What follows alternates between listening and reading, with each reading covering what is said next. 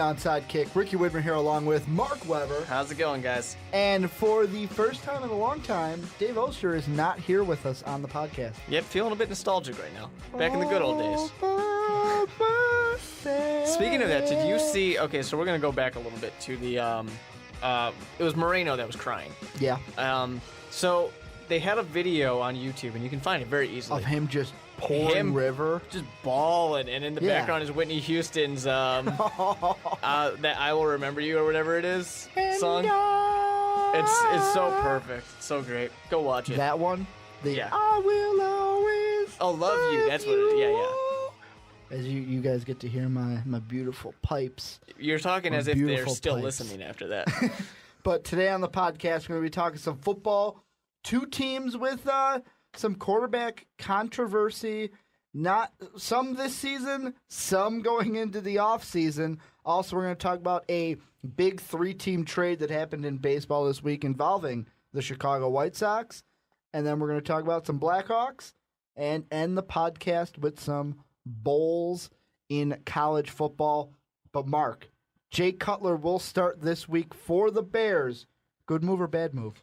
This is a good move for a few reasons. First of all, Jay Cutler's your starting quarterback. He's being paid as a starting quarterback. Why would you let that money sit on the bench?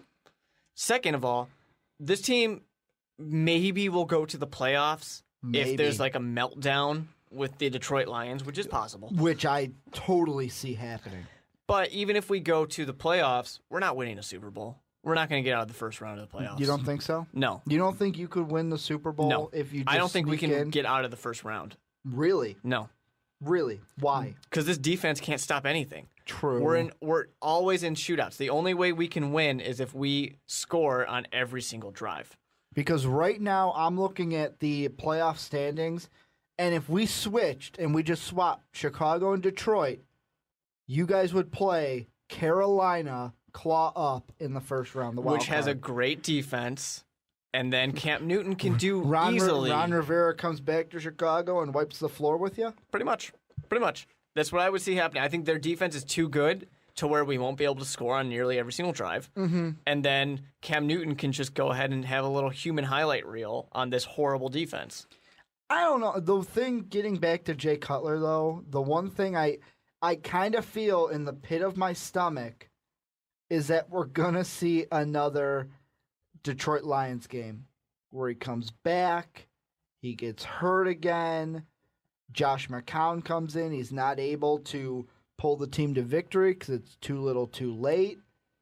And plus, now that Jay Cutler's in, on the Jay Cutler show this week on ESPN, they had Brandon Marshall on, and Marshall said, well, when Hayden on the other side of the ball for Cleveland, I just hope that they put him on Alshon Jeffrey. Well, now that Cutler's in, the Browns can just say, we'll just put everybody on Marshall because Cutler's going to throw to Marshall. But I think the game plan kind of changes a little bit. People forget about the fact that this is a new system and that, McCown's doing great things out there and he's spreading the ball around. But Jay Cutler was working with the very beginning stages of this thing. He was unfamiliar. He wasn't comfortable. So, of course, he's going to go to a safety blanket. I don't know if – I wouldn't say beginning stages. I would say that Jay Cutler wasn't buying into the system. He was very, okay, guy, you coming in here with a new system? I don't know. And now that he's on the sideline, what Bears fans need to see from Jay is, okay, now I can see what this system does if I do things the correct way. It's hard to buy into a system when you've had how many offensive coordinators and new systems has Jay Cutler played under. I think we're on 5 now. But I hope he can see that Mark Trestman's system is successful. Yeah. I mean, I think he right now is watching it being successful, and he's had enough time to just sit there, and the only thing Jay can do is look at the playbook. That's what he's all been doing, and just talking like, hey, here's my thoughts on what's happening, things like that. So another reason why I think, obviously, this is the right move, McCown is not going to be the future of this team. Jay Cutler still has a possibility to be the future of this team. So you don't sit him and end his future now. If you decide that Jay Cutler's not playing, even if you say it's for health reasons, the same thing that we're going to be talking about with RG3, RG3 knows it's not health issues. Jay Cutler will know it's not health issues. I just lost my starting job, and Jay's done. Yeah, but I mean, I don't know. The only thing that kind of doesn't sit well with me with Jay Cutler coming back is how much you're going to have to pay him. And with me, I feel like if you can get maybe a quarterback in the draft, you better hit, though. You better hit right. Or even re-sign McCown for a few years. You trust a 35-year-old quarterback at that time? He'll be 35? He's doing pretty well right now in Trestman's system. He has two of the best wide receivers in the game. Here's the thing about McCown, when have the Bears ever had two receivers go over 1,000 yards? We've never had one of these guys be that good. Well, the last time we've never had two over 1,000 yards. The last 1,000-yard receiver we had was Bernard Berrien. Yep. So the thing about McCown, people forget about the fact that McCown has had his time to be a starting quarterback.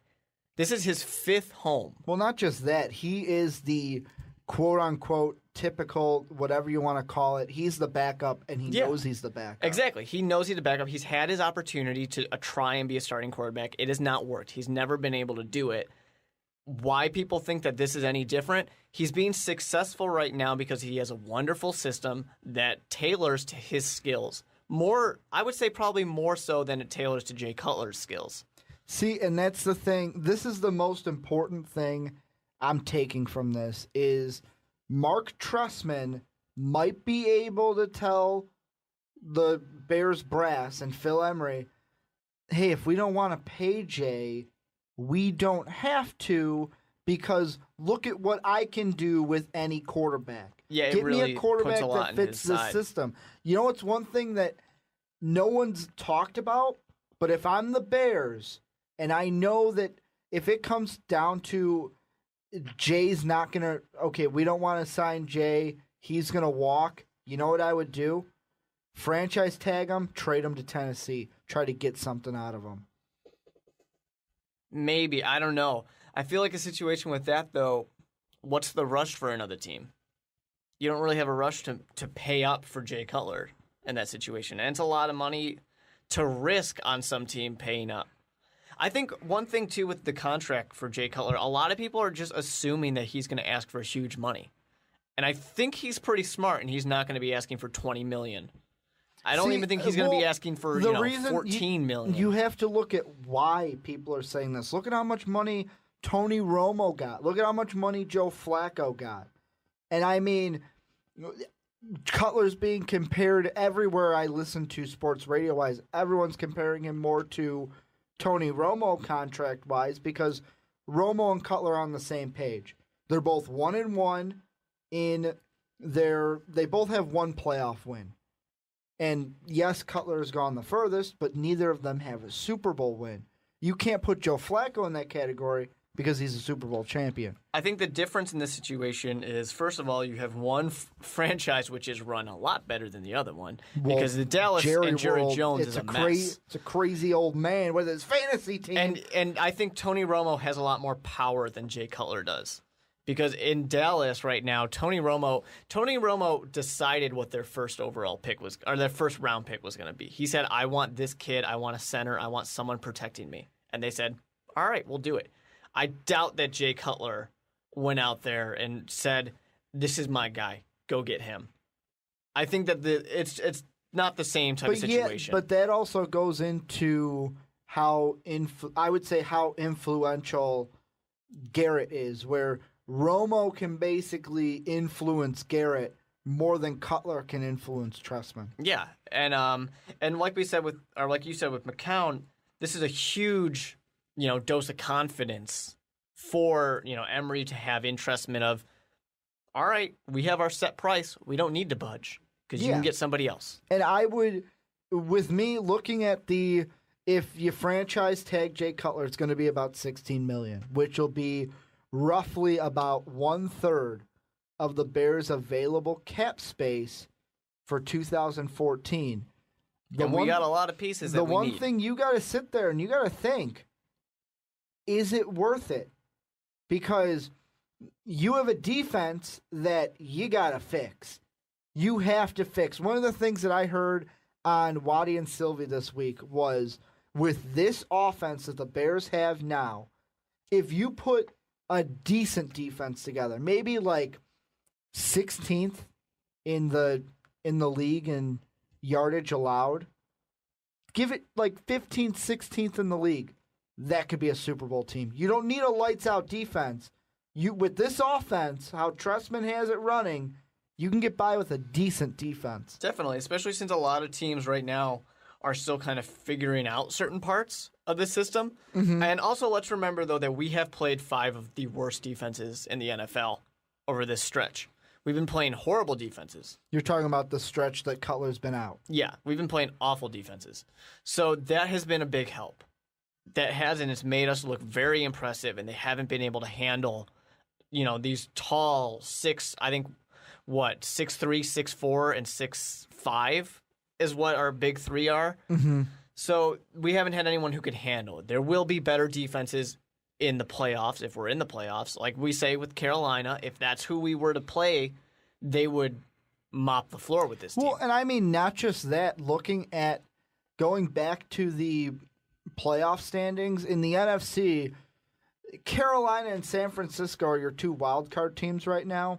Unless they kind of fall apart, I think those 2 teams are going to just end up going into the wild card at both 5 have great and 6. defenses. Arizona's a game back, but I don't see Arizona having enough to push them in. Let's say the Bears even move up to 3 ahead of the NFC East champion. Look, oh great, you don't play Carolina, but great, you get San Francisco's defense. Yeah. And I mean, the best scenario you can hope for is that the cards all work out to where you would play the Eagles. That's the only way I could see the Bears actually winning out of the first round. So you want Dallas to win the East and Philly to get a wild card? Yeah, that's the only way I can see. I mean, unless it also works out where we get to play Dallas. Mm-hmm. One of those NFC East teams are the only teams I think the Bears could beat. And I mean, not even that. Let's say you guys do play Carolina and the Bears end up getting a miracle win. Great. You get Seattle or New Orleans. Take your pick. It's great defenses. Exactly. So, I mean, now that we're going to play hard defenses, and we can Seattle still will be at Seattle then. Yeah, it's a very hard place to go into, as the Saints learned. But, it's interesting. I mean, I'm not taking anything away from McCown, although I am a little bit. I'm also not taking anything away from Trestman. I just think we all need to put this into perspective and know we might not have any answers in front of us right now. It might take a few years to get these answers. You're talking about for quarterback, for our defense, things like that. We don't have a lot of things in place right now. We are in a rebuilding process, even if it doesn't seem like it. A little bit. It's not full-blown rebuilding. We got in halfway. Mm-hmm. We're halfway done already. Well, no one expected the defense to just fall apart. And Lance Briggs, we have no idea if Lance Briggs is ever coming back. They are. The last thing I heard about Lance Briggs is they are shooting for December 22nd. Yeah, and I don't know. I'm not confident he's ever coming back. Prime time against Shady McCoy, Nick Foles, Deshaun Jackson, Chip Kelly, and them Eagles. I mean, we'll get to it next week, obviously, but the one thing that we got to hope for in that one is that we can score on every single drive because the Eagles are going to. So we got to do it too. Close to it, especially with how... And I'm going to toot my own horn because he's on my fantasy team. How good has LaShawn McCoy been this season in the Chip Kelly offense? Amazing. And I'm honestly surprised that... And I know the Chip Kelly offense has kind of changed a little bit as the season's gone on. But I'm surprised how long he's lasted. Not as many 4 tight end sets I'm seeing. Yeah. I'm surprised that it's just a lasting effort. It's so impressive. No one's gotten tired. No one's gotten injured. Good conditioning for that team.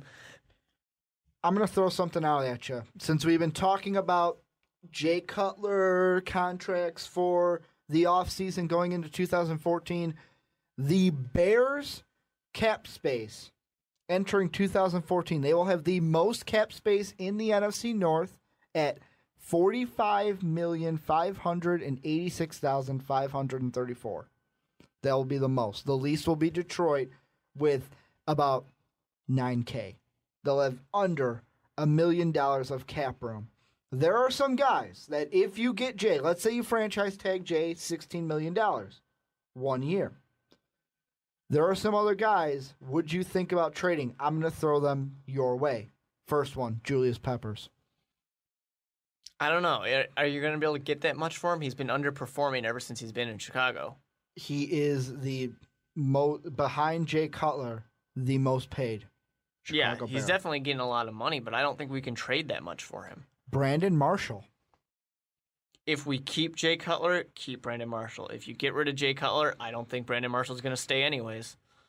Here's an interesting one because I, this week, was asked by a fellow owner in one of my fantasy leagues, how many years does he got, Matt Forte?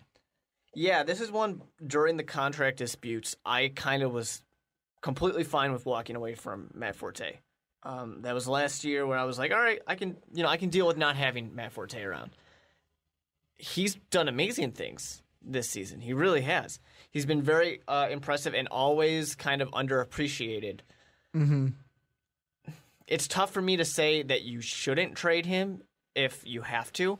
I mean, if we're trying to clear up cap space and we can get something good for Matt Forte, I don't know if we can get anything good for him because we don't like running backs anymore in the NFL. We prefer our quarterbacks. I would prefer to keep Matt Forte if possible. And last but not least, Lance Briggs. I don't know if he's going to be playing next year. I don't know how much is left in the tank for the guy. He missed a huge chunk of this season. And then some other free agents that the Bears have to think about. You have Henry Melton, Charles Tillman, you have Jennings, so you have both your corners. Devin Hester, which I kind of see Devin as, go ahead, walk, we don't need you. Robbie, good as gold. Garza, Wright, Wooten. James Anderson, Mulaney, McCown, Ratliff, Slauson, and Collins. We need a new team. No, I mean, that is just a huge amount of players, though. And Palmer, so you guys will have 0 quarterbacks when the season ends. That's for everybody who's freaking out with the quarterback controversy. That's a fun fact. The Bears will not have any quarterbacks. Well, we'll have Matt Blanchard on the practice squad hanging out because nobody else seems to want the guy. Yeah, and I feel like because of that reason, we haven't brought that up until now.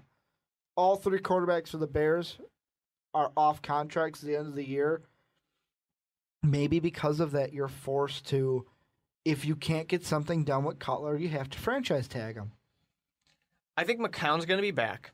Do you think he'll sign a backup deal? I think he will because, I mean, the guy's a backup. He's more than accepted his place in the NFL. Plus, what's he gonna do? Go back to coach in high school? Exactly. I mean, this is the best job he's had in a while. So Palmer's gone. Even if Jay Cutler doesn't come back, Palmer's gone. I don't know about Jay Cutler. I'm not sure. I want him back, but a lot of my gut really is telling me I don't think that the Bears staff wants Jay Cutler back. Mm-hmm. I think we're probably going to go and find a new quarterback. With that being said, though, I wouldn't be surprised if it carries on for a while and they just let it drag on past the draft so that way they can see what's our situation. Do we feel good about who we got? David Carr. Do we like David Carr? Or are we getting stuck going back to the ends? It's third round. We still haven't picked a quarterback. Who the hell is left? Who are we going to take? Jordan Lynch? It's a situation where like that. Though. I would love to have Jordan Lynch on our team. I don't know if it would work, but I would love to have him. You would love to have the Illinois boy. I'd buy his jersey. But in that situation, I mean, I think they could let it drag on for a little bit, let the negotiating process last, and then see after the draft what do we have. And that might be the answer right there. Well, and one thing Jay Cutler said on Thursday, and I'm getting this from CBS Chicago, when talking about the contract and what could happen this offseason, an interesting quote from Jay himself. I think Phil Emery has a plan, actually. I know Phil has a plan. You guys might not know Phil's plan, but he has a plan, end quote. Yeah, that's a good way to put it. They're very they're well thought out in everything they do. They had the same plan of Urlacher. It was, this is the amount of money. If he's not going to take it, that's all there is to it. Do you see a similar situation where Emery goes 18, I'm just going to throw a number out there, 18 mil. That's as high as we're going. I think that is very similar to the situation. And could you see Jay going, you know what? There's a team right here. Tennessee, which isn't that far from Vanderbilt, where he played his college ball. That's what the rumor mill is spilling out right now. I think that we have a number that we're not going to go past. I think there's going to be more negotiating in this than there was with Brian Urlacher, which was, here it is. Do you want it? No? All right, talk to you later. I think there's going to be more to it than this, but I wouldn't be surprised to see it not be enough. I'm going to say something, and the only reason why I'm going to say this is because I'm not the Bears fan. So I feel like I can get away saying this. If I'm the Bears, I think coming outside fan looking in, you guys are better off without Jay Cutler in the long run. Jay Cutler, and this is my opinion, will never win the Bears a Super Bowl.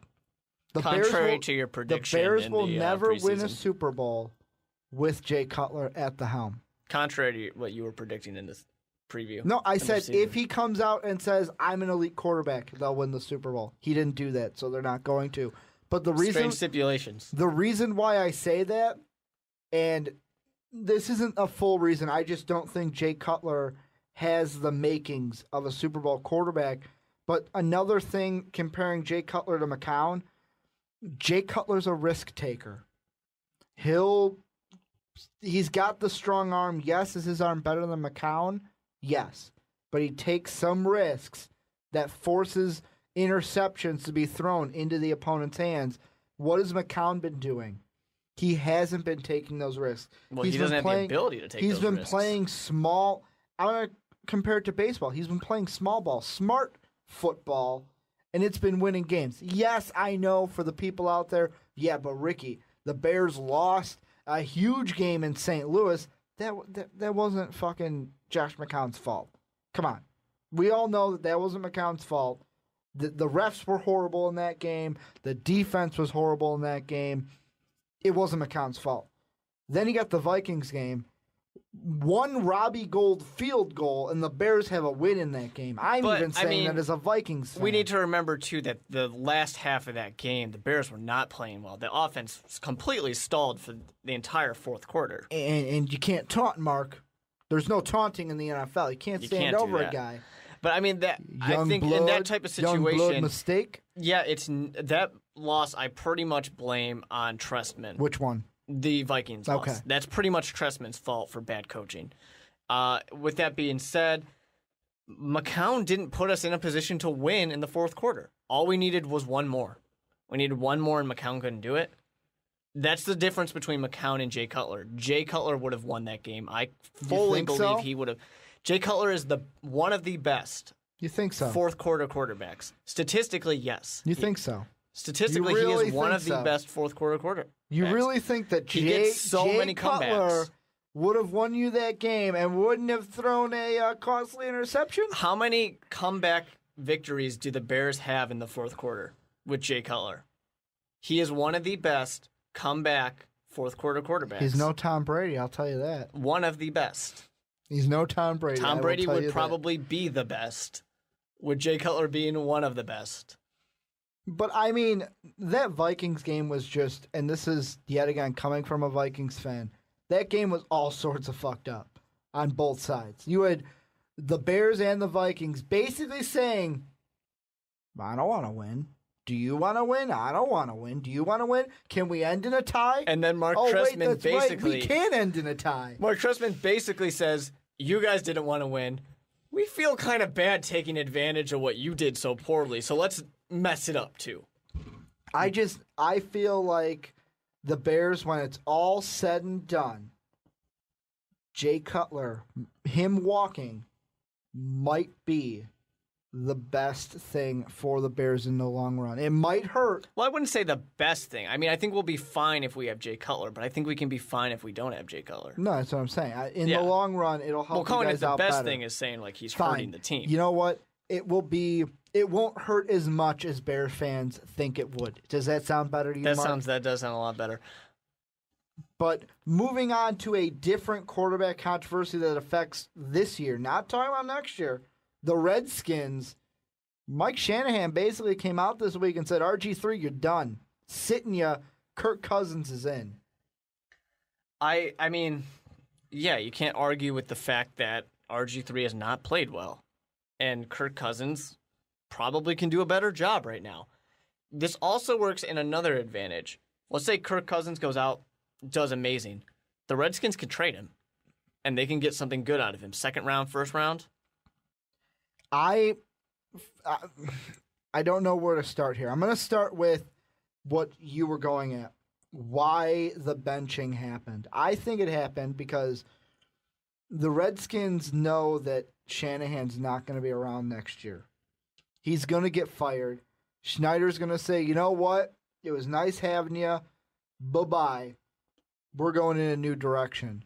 This is Shanahan telling other teams, look at what I can do without RG3. Hey, look at me. I still have potential to be a head coach in this league. That's why he's putting Cousins in. Well, he doesn't want RG3 either. He never wanted RG3 to be his quarterback. I mean, it's a smart move, I think, for the Redskins in all aspects because pretty soon you're not going to have the opportunity to show off what Kirk Cousins can do. And then he'll just walk and go for someone else. And then he'll impress them in their preseason. You don't want that. You want to be able to get a second-round pick out of the guy. That's what the ideal situation is, if not a first-round pick. So let him show off. Let him have some big games, win a few games. That'd be nice. And then in this situation, it also gives you the question for later on of which one are we going to go for? Because you're going to probably trade or cut one of these guys. I say cut because I don't know who wants RG3. Mm-hmm.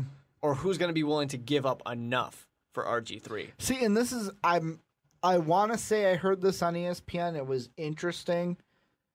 Maybe even two. Shanahan's doing this to be like, if he does go for another job, hey, look, if you make a trade to get me this kid, look at what I can do with him.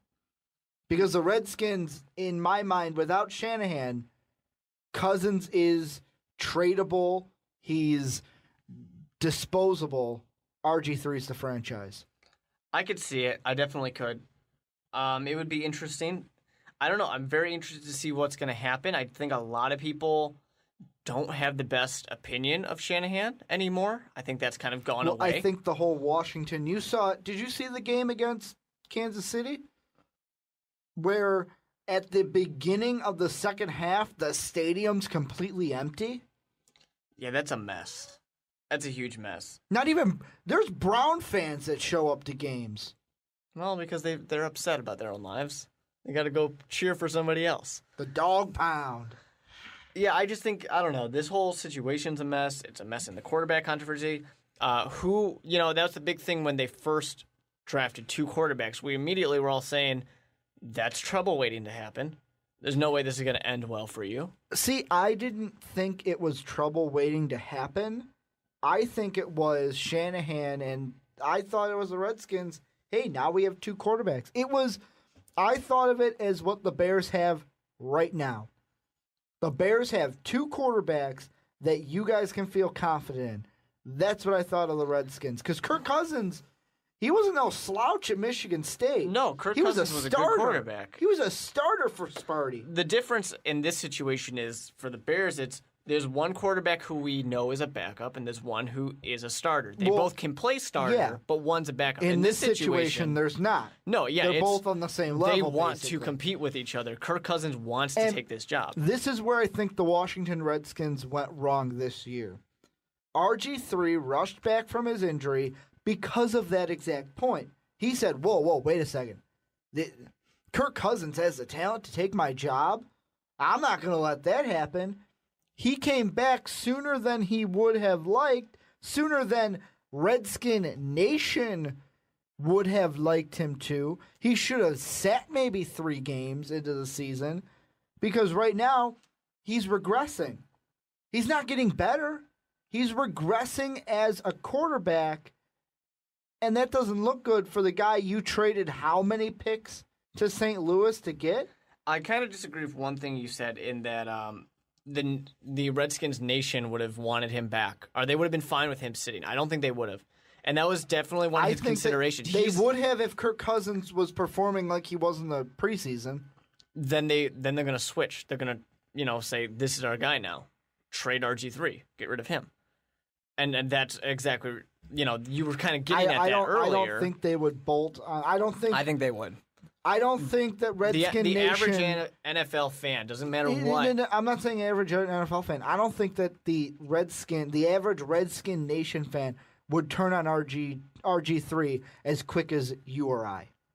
I don't know. I just think average fans want wins now, and they're willing to take it. They'll ignore anything else if they get wins right now. You know my opinion. I say if you're the Redskins, keep Cousins, trade RG3. He is no good for the franchise. He is not. He's an illusion. He's not your franchise guy because, first off, putting the regression from the injury aside, look at how he handles himself as a maturity level, how he deals with his coaches. And yeah, I know that players don't always get along with your coaches. It's kind of like at a job. Do you always get along with your boss? Usually I don't. No one gets along with their boss 24 hours a day, 7 days a week.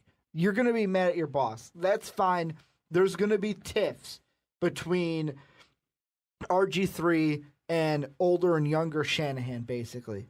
But look at what he's done in press conferences. He's thrown his coach under the bus. He's thrown teammates under the bus, where teammates like Santana Moss have gotten mad at him personally and have created a little tiff in the locker room. And the biggest thing I'm hearing from all these analysts, and I agree with it, is with the maturity level of RG3, RG3 will be the last guy to put the blame on him. Something went wrong? Oh, it was the wide receivers. It was the running back. It was the game plan. It was this. It was that. If you look at a guy like, and I'm going to throw the mature guys out there, Tom Brady, Peyton Manning. I'd even put, and yes, I said this, that he would not be good in Chicago. I'll even put Jay Cutler in this category. If Jay Cutler is sitting there after a game in a press conference and he knows it was on him, Jay Cutler would be like, it's on me. Tom Brady, it's on me. Peyton Manning, I didn't do what I had to do to win the game. RG3's not like that. He is not. He can become, if he becomes mature enough, maybe he can be the franchise guy in Washington. But until then, get rid of him. I would say hit the ejection button. He's more trouble than he's worth. I think for the Redskins organization, there's a lot to it right now. Your owner has had problems. Your coach has problems. RG3 has problems. That locker room has issues. I think RG3 gets the brunt of the blame, and I think there's a lot of blame that needs to spread around. And I think if they do hit that eject button, he goes and gets sent out, I don't think the problems are magically fixed. They still have a lot of issues on that team. Even with Shanahan leaving, they still have a lot of issues, a lot of personality conflicts and everything like that. There's a lot of trouble over in the nation's capital right now. And I don't think the Redskins are anything that's going to get fixed just by changing a coach, changing your quarterback, and life's good. I don't see that happening. Well, I mean, we all know that Shanahan is most likely, the consensus is that whole coaching staff is gone. He's going to be gone. Well, okay, now you have to bring in a coaching staff that A, is fine with RG3, B, fits RG3's play style, and 3 isn't going to conflict with RG3. You have to find a coach that fits your quarterback instead of finding a quarterback that fits your system. Yeah, this is kind of a situation certain teams find themselves into when they have these type of conflicting personalities. You eventually need to decide, am I sticking with my coach or am I sticking with my quarterback? I need to side with one of these guys. And RG3 and Snyder, those two are deciding together. Well, and I'm gonna go back to what I was saying about how RG3, by forcing himself back from injury so soon, is actually regressing than progressing. You got to convince a coach to come in and be like, hey, here's our franchise quarterback. I know he regressed the whole season, but don't worry, it's going to be okay, when most coaching candidates are going to be like, are you kidding me? I mean, it's just his sophomore season, though, too. The guy's got a lot of time ahead of him. He can get better. And I heard this comparison on ESPN. I want to say it was Teddy Bruschi or Mark Schlereth that might have said. I could be wrong, but I know I heard it on ESPN where they compared it to Derrick Rose. Look at how much heat Derrick Rose took for sitting out a season, making sure that he was mentally and he was confident in his abilities. RG3 should have done that. RG3 should have said, you know what? Yeah, but Derrick Rose got so much shit for that. I know, but it doesn't matter. He was basically saying, I don't care. I'm going to come back when I'm mentally and confident. RG3 should have done the same thing. This was the exact type of thing that RG3 was avoiding. He wanted to avoid, when he was still playing in that game, that playoff game, he wanted to avoid what Jay Cutler had. He wanted to not be called weak. He wanted not to have everybody criticizing him for a real injury, which both quarterbacks, real injuries. He doesn't want to be out for too long because he doesn't want a Derrick Rose type of situation. He wants to avoid all of that because if you have fans who are sitting there saying, what, you're not going to play? Fine, Kirk Cousins will play. We'll use him instead. They're going to turn on him. See, and that's what's going to happen right now, and that's where, you can't put the blame. I would love to put all the blame on RG3. You can't put the blame on just one person in the situation. Some of it falls on Snyder. Some of it falls on RG3. Some of it falls on Shanahan for not saying maybe at the beginning of the year, you know what? We're going to sit these 3 games that RG3 is sitting now. Shanahan should have said RG3 shut down for 3 games. Kirk Cousins is going to start, but when RG3 is ready, he is our starter. Boom. Case closed. Kind of like in Chicago where we said McCown came in and started, but McCown knew he was the backup. It's Shanahan's job to set that level of, hey, Kirk, while you're on this team, you're the backup to RG3. And Kirk Cousins, in interviews this week, has that kind of personality that in his anything he says, he goes, this is Robert's team. I'm just here playing when coach says he's sitting, but this is Robert's team. He's the franchise quarterback. I think that would change a little bit in the way it is right now because I don't think Kirk Cousins is playing for the job in Washington. He's playing for the job that he's going to get when they trade him. If at the beginning of the season, that would have been different. It would have been the situation where he's saying, I'm playing for the starting job right now. I don't want them to take it back. I want to be Colin Kaepernick. He's hurt. I'm going to take that job. Even though people want him back. People want Alex Smith back instead of Colin Kaepernick last year. No. That's the situation he wanted. He wanted the coach to say, you know what? I like this guy better. I don't care if you fans are upset about it. This is our new starting quarterback. See, and I don't know what to... This whole Washington thing is just a clusterfuck. I don't know how else to describe it. I don't know. Do you have a better way to describe it? No, that's a pretty excellent definition. There's no one person to put all the blame on, and you could basically put it on anybody. But moving on, we're going to go from football to baseball now, where at the winter meetings, there was a lot to be had. A lot of signings happened. A few 2 agents got into a little bit of a fight here. Jabba Chamberlain was one of the guys that, I'm going to sign with the Diamondbacks. And speaking of the Diamondbacks, they were involved in a big 3-team trade between the White Sox, the Angels, and the Diamondbacks. Mark Trumbo goes from L.A. to Arizona. Adam Eaton goes from Arizona to Chicago. And Hector Santiago and Tyler Skaggs go from Chicago and Arizona, respectively, to Los Angeles. Both of those last 2 were pitchers. Yeah, I like this because right now, the White Sox, we need young guys. We need the future right now, and Eaton can be the future. Obviously, I don't know. It's nothing monumental. Like, nobody is jumping up and down, being extremely excited, but this is a good acquisition. It really is. He's going to be a solid player. He's going to be here for a while, and we can help have him be part of the core that we're building up because White Sox sucks, but we're back in rebuilding mode once again. Well, and I think that this basically, to me, because I'm a Cub fan, I'm not a White Sox fan, I look at this and I go, you found your center fielder. Because you have Viciedo and Garcia, you have Little Danks, you have De Aza, Eaton's your center fielder. Yeah, Am I definitely. wrong? No, I mean, you're definitely right on that one. It's the piece to just kind of put there and build the rest. We'll answer the rest of the questions later, but at least we have the centerpiece to kind of build, starting out in the outfield, but we can build everything up. Really, I think for the White Sox, there's still a lot of questions to answer. We still have issues with who's going to be the next guy in line to replace Konerko. It's going to be that Abreu. The guy you signed. Yeah, well, we you hope. I mean, there's still some questions to answer with this. He hasn't played yet for you guys, so of course there's question marks. Exactly. And then, of course, with our pitching as well, we're going to have to answer those questions later. Are they going to be the, 2 seasons back or last season? Well, looking at this trade, I feel like if I were to give grades on each team, I'm going to give first off with the White Sox, I'm going to give an A because you basically gave up Hector Santiago, who's and you get Adam Eaton, who key piece for you guys, not only bat-wise, but in the field at center field.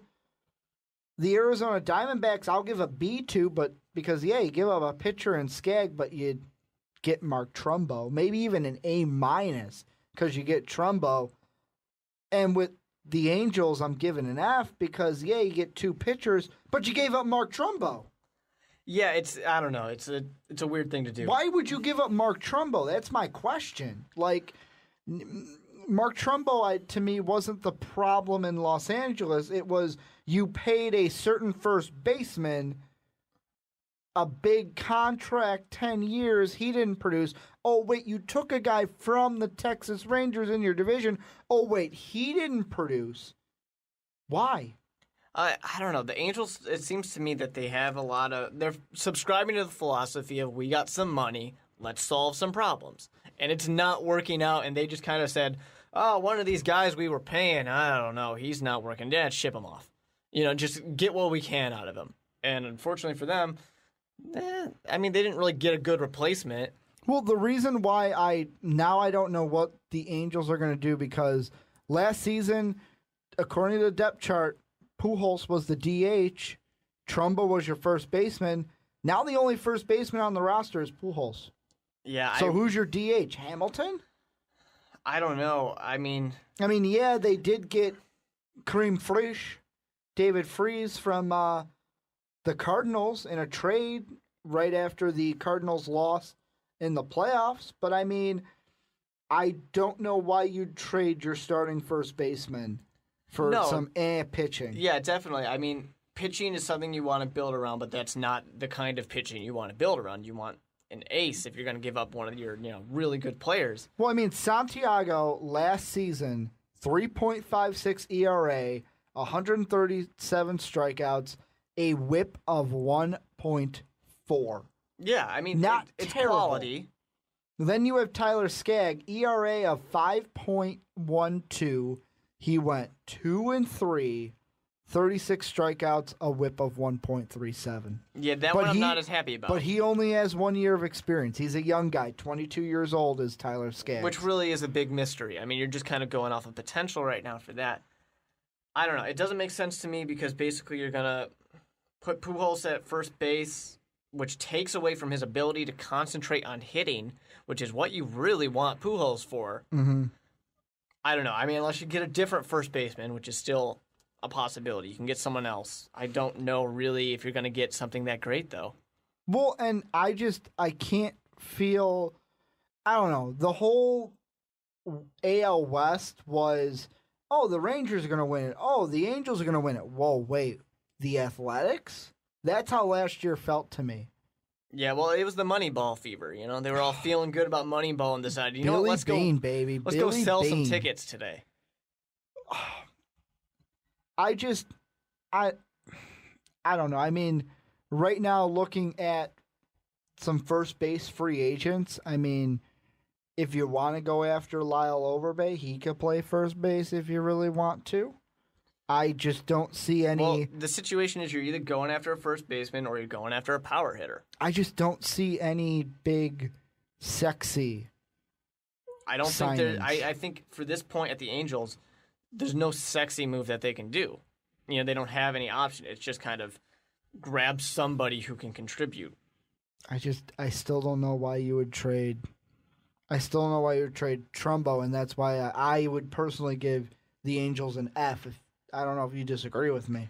I mean, I don't think I would give him an F. I would. I mean, an F is basically like you gave him away for free, essentially. You gave him away for two pitchers that one's 22 where he could be either good or bad, and Santiago where, yeah, he did okay, but he could also go bad. Yeah, definitely.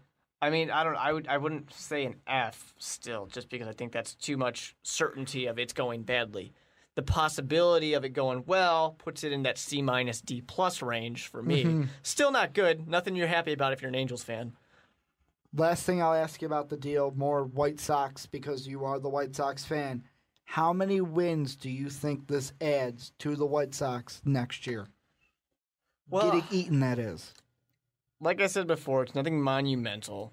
It's not going to add, a huge amount of wins, but I think you can get somewhere between 5 and 10 extra wins with this because he's going to help contribute and getting guys back on the board with those RBIs, and he's definitely a good outfielder. Can you win the Central? I don't think so. I don't think really there's that much the White Sox can do this offseason to win the Central. We kind of need a year or two to rebuild this team and start getting talent again and answer a lot of the questions that we have. Well, now moving over to a little bit of hockey. We haven't talked a lot about the Blackhawks, but big news coming out this week. Not big as shocking and kind of, oh my God, where is this team going to go? Corey Crawford, of course, lower body injury, as explained by Coach Q. He's going to miss 3 weeks. So that means Blackhawk fans, we're going to have to get used to seeing Antti Ranta in net for the Hawks, which not a bad thing. I mean, it's better than what we had in net before. I love the Bulin Wall. You shut up. I love the Bulin Wall. I like having him because it's fun to talk about the Bulin Wall, but that's about it. Habibulin. Yeah, he's one of those guys you want on the team because he's got a fun name. He's a fan favorite. Yeah. Well, he's a Ricky favorite. Yeah, he's not necessarily a fan favorite. He's a Ricky favorite. We like to say his name. He's a Ricky. The Bulin Wall. That's what I love to say. But, I mean, Ranta basically, he's played, the last game Crawford played was December 5th against the Wild, the 4-3 loss. And since then, Ranta's played 3-2 shootout loss to Anaheim, and then 6-2, 6-2, and 7-2 wins to Florida, Dallas, and Philadelphia. And I'm looking at this going, I mean, yes, the Hawks' offense they stepped up. Has been tremendous, but I mean, 2 goals a night since he's come in. Yeah, not bad. I mean, obviously the 92.6 save percentage. Pretty good. You're going to be happy with that. No losses so far because this offense has really stepped up and say, hey, don't worry about it. We're going to ease you into this. We got your back. Well, I mean, not just that. Look at how many shots he's faced. Where if you look at Corey Crawford in the Minnesota game, yeah, he only took 23 shots. And before that, it was 18, then 34. With Ranta in net, the Hawks' defense, 26 shots against, 35 was the most they gave up shot-wise on net to Florida, and then 29 and 30 against Dallas and Philly. So the offense is also going, hey, you know what, we're going to do what we need to do so you don't take a lot of shots on net. Yeah, which is huge for the younger goalie getting kind of his not his first taste of NHL action, but his real taste. Yeah, exactly. So this is great. This is exactly what you want. It builds up his confidence. He's going to feel good about himself going into these later games. And when our offense can't carry the team, and when he really has to keep it close and keep it low scoring, I think this is huge. This helps a ton, obviously. It's going to be a big thing. Only giving up 2 a night, perfect. You really can't be any happier with this young guy who has to just come in and pick it up on the fly. And I mean, the most important thing I'm looking at this is if we're going 3 weeks from when the news was announced, which was on Tuesday, that means Crawford will most likely be out for the rest of 2013.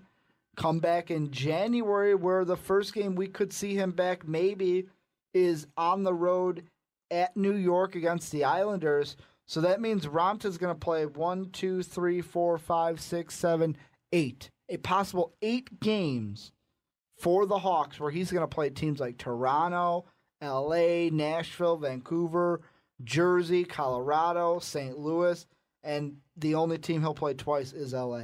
Yeah, there's a little bit of a mix in there. Some games you're a little more comfortable with, other ones you're a little nervous about.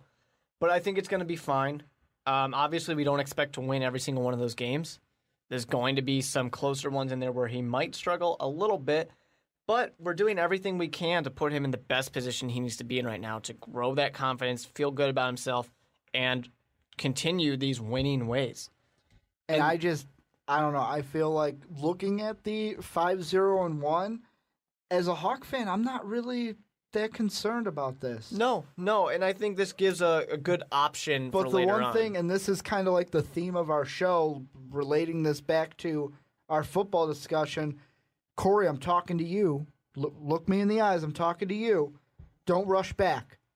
Don't rush back from injury, because we've seen in some other sports what happens when you rush back. Yeah, we're still feeling the pain from Derrick Rose right now. We're still not over that yet. I didn't even talk about that. I was talking about Jay Cutler and Doesn't RG3. matter. I still went back to Derrick Rose. I'm not over it. But the last thing, Mark, we will talk about today on the show, bowl season is going to begin next Saturday on the 21st with we're going to have 4 actually, the Guidon New Mexico Bowl, the Royal Purple Las Vegas Bowl, the famous Idaho Potato Bowl, and the R&L Carriers New Orleans Bowl. We're not going to talk about every bowl. There's so many bowls to talk about. I want to preview the big ones, the BCS bowls, the big bowls. But the one thing I will say before we talk about those, go on to the Facebook, The Onside Kick, facebook.com/The Onside Kick. Join us, me, Mark, and Dave, in our Bowl Mania Challenge. See if you guys can beat us this bowl season. I'm just going to say right now, none of you are going to beat me because I'm the college football expert. Just going to throw it out there. Mark, you got nothing on me. Don't be too cocky. Got nothing on me. Baylor over Central Florida. That's my confidence pick. Remember the last time points. you guys were cocky in March Madness and yeah. who dominated exactly. that for a little while? Exactly.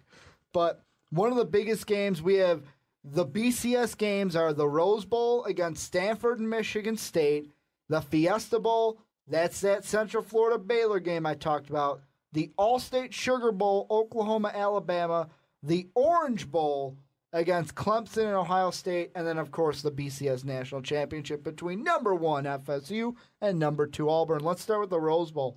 What do you think looking at Pac-12, Stanford, Big Ten, Michigan State? You know, it's almost, I'm feeling a little superstitious here. I don't trust Big Ten teams. Do you see the writing on the wall? Yes, I do, Ricky. I don't trust Big Ten teams bowl season. Yeah, I hear you, but at the same time, I'm going to tell you what I told Dave. Before last week's podcast, Dave was like, you know what? Ohio State's going to run all over Michigan State. And I was like, don't be too cocky there, Dave. He's like, no, Michigan State isn't that good. He came in last week and was like, you know what? I didn't give Michigan State enough credit. They're going to give Ohio State a little run for their money. I'm like, damn right they are, because you want to know why? They have a defense, and that's what they showed against Ohio State.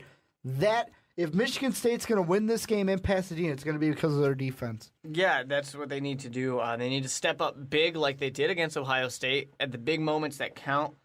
That's what can get them this win. I don't know that I trust the Big Ten team. I'm going to be a little superstitious on this. I'll give my pick right now. I'm going MSU. Sparty all the way, baby. I'm going with Stanford on this one. I'm going with the Cardinal. I do. I like what, it. Do you like Andrew Luck or something? No, I like that tree. That tree mascot they got. You're a tree hugger, Mark? I like that tree. Mark's a tree hugger. It's a pretty looking tree. But now we have the Fiesta Bowl, and I already said this is my confidence pick. Central Florida will lose to Baylor in Glendale, Arizona. Mark, even if you're not going to go with UCF, give me a reason why I shouldn't have this as my confidence pick with Baylor crushing their opponent. Well, UCF kind of came out of nowhere. No one expected them to be this good. They're kind of rised up to the occasion. They're showing everybody. Cough, NIU last year. Cough. Yeah, pretty much. And what happened in the Orange Bowl last year? That's why you got to be careful with this one and not really buy into it. Yeah, Baylor's going to run all over these guys. I mean, I like Blake Bortles. I talked him up.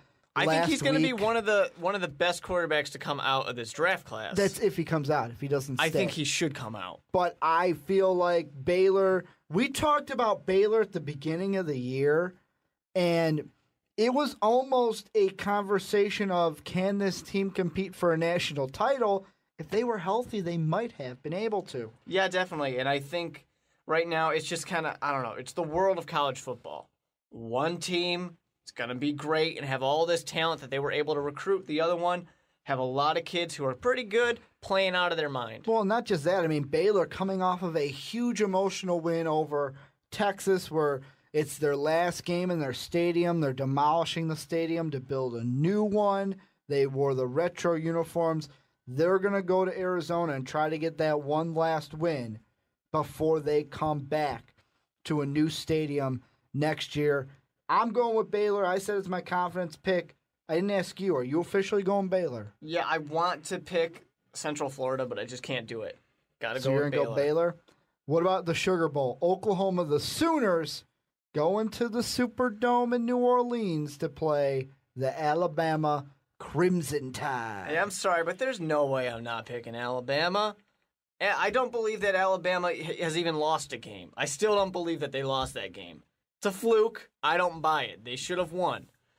Now they should be in the national title, just saying. They could have easily squeezed in there. Iron Bowl 2.0 in Pasadena. That's what I wanted to see. I will say, if it wasn't for the fact that Auburn was the one who was getting into the national championship, Alabama easily walks back in. And they do it again. Or they win, even though they had one loss, and a lot of people don't want them in there. I agree with you in this Sugar Bowl. Nick Saban, it is announced, breaking news, he will stay with the Crimson Tide. He ain't going to Austin. It's so surprising. And this game is going to be his basically, why the fuck would I leave? Who would have saw it coming? I'm going to kill Oklahoma. Yeah, seriously. Who saw him leaving? A.J. McCarron's going to leave on a good note. The Crimson Tide, I'm going to say 21-point favorites in my mind over Oklahoma. I wouldn't go that far. That's pretty big. But Alabama shows up when they need to. Orange Bowl. Clemson, Ohio State. This, to me, the most interesting of the bowl matchups because Ohio State lost the Big Ten, meaning they don't go to the Rose Bowl, don't go to the national title, but they still get a BCS Bowl? Yeah, they deserve it. Without a doubt, they deserve it. I mean, they're 12-1. They're a good team. They lost to Michigan State. I think that one was going to be tough for them to win anyways. And that was such a hard-fought matchup. They played pretty much all the way down to the end. They showed a lot, and I think they can easily beat Clemson. Clemson worries me as a team, and the reason being is I was so high on Clemson earlier in the year. Then Florida State demolished them, and I was like, okay, Clemson, what do you got for me? And then it was like South Carolina crushed them, and those were their two losses. The 51-14 Florida State loss, 31-17 South Carolina. When they lose big. This Clemson team they either win big or lose big, and Ohio State has an offense that can go ham if you let them. And I don't know, you let Jameis Winston go ham on you. Why not let Carlos Hyde, Broxton Miller, and this Buckeye offense do the same? Yeah, definitely. It's going to be interesting. This is another one where I just don't think the talent levels are really going to match up that well. I think Ohio State's going to have no problem in this game. I think so too. The only thing I don't know about this game is how high I'm putting it on my confidence ranking. I don't know how high, just because of that. What if Clemson can pull off that upset in the last BCS game? We're going to talk about. Actually, before that, the Cotton Bowl. Interesting matchup. Oklahoma State against the runner-up in the SEC, Missouri. Yeah, Missouri's another huge surprise. They were a big Big 12 team not so long ago. I almost don't believe this is a rematch. that they can do it. This is a rematch. Yeah, I don't know. I think I'm going with Mizzou on this one, but at the same time, part of me is really kind of starting to lean towards Oklahoma State. This is a game where I love Oklahoma State. I wanted them to win the Big 12, even though they lost it. And I love Mizzou. I've loved Mizzou this whole season. I've basically been on the Mizzou bandwagon. But opening up the history books a little bit, you want to know what happened the last time these two teams met? What's that, Ricky? October 22nd, 2011, in Columbia, Missouri. The number 4 at the time, Oklahoma State Cowboys, beat the 3-4 Missouri Tigers 45-24. That was the last time these two teams met. Brandon Whedon was on Oklahoma State at the time. Now star quarterback of the bench. Of the bench? He's doing a good job out there. Of the bench. Oh, yeah, he's doing a great job. Great quarterback. And then the last game we got, before we get to the national championship, I'm going with Mizzou. I'm going with Mizzou in this one. I'm going to pick Mizzou as well for now. Don't be surprised if I change that later on. And then the last game we're talking about, it's not the Rose Bowl, but it is at the granddaddy of them all in Pasadena. Number 1 Florida State against number 2 Auburn. I'm going to say right now, go Tigers.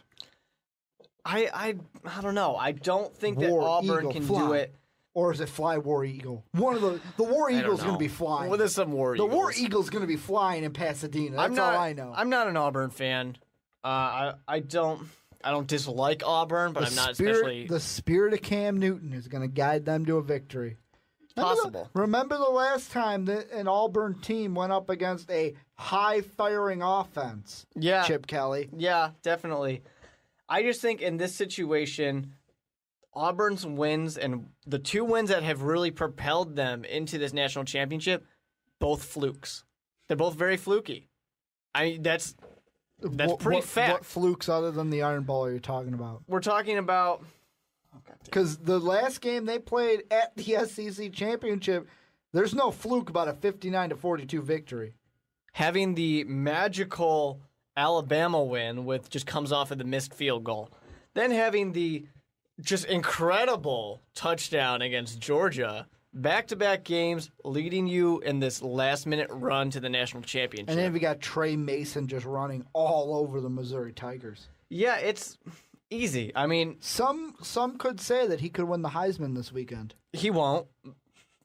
I mean, I'm just going to put that out there. It's not going to happen. Jameis Winston has it locked up. But, I don't know. I don't believe in them because it's fluky. How many times can that happen? Can it happen 3 times in a row? That's what I got to ask myself. They're a good team. It'll be more so of a game that we saw in the SEC championship if the Tigers are going to win. It might be a 52-40-something game or a 60-something. I wouldn't be surprised if this game went to overtime. I would. And just played a couple overtimes. Just pitch and catch. I think that Jameis Winston is going to abuse that Auburn defense. They're not going to know what hit him. Jameis Winston's going to have a perfect season, undefeated, wins the Heisman, wins the national championship. It's a shame he's got to stay there for one more year because it would be the perfect time to go into the NFL draft. So I'm assuming me and you are split on this one, boy. We definitely are. I'm going with the Tigers and the War Eagle. You're going with the